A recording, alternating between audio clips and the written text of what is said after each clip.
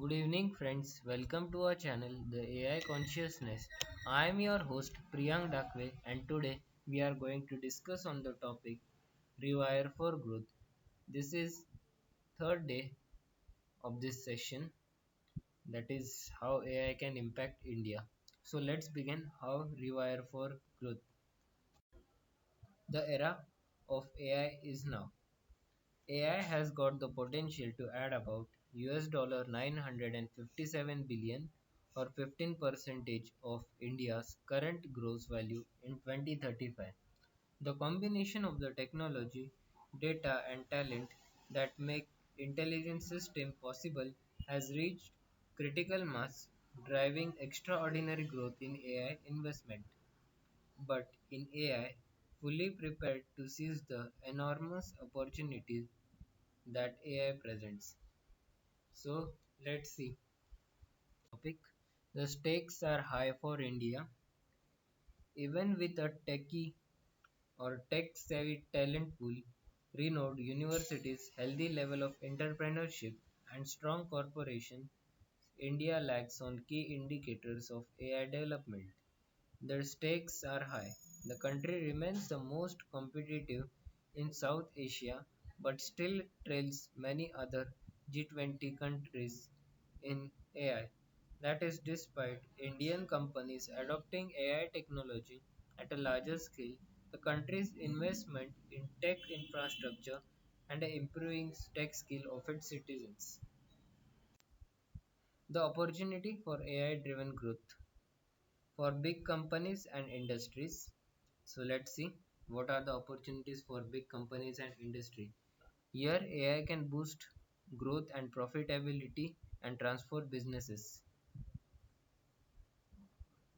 Taking tech manufacturing, the sector could see a share of profit increase of 39% due to AI powered system whose ability to learn, adapt and evolve over time can eliminate faulty machines and idle equipment. Second, for entrepreneurs and young companies, here AI can serve as a tool to take on much larger incumbents. Last but not the least, for society, AI can improve public safety and even save lives. This is plus point we can say.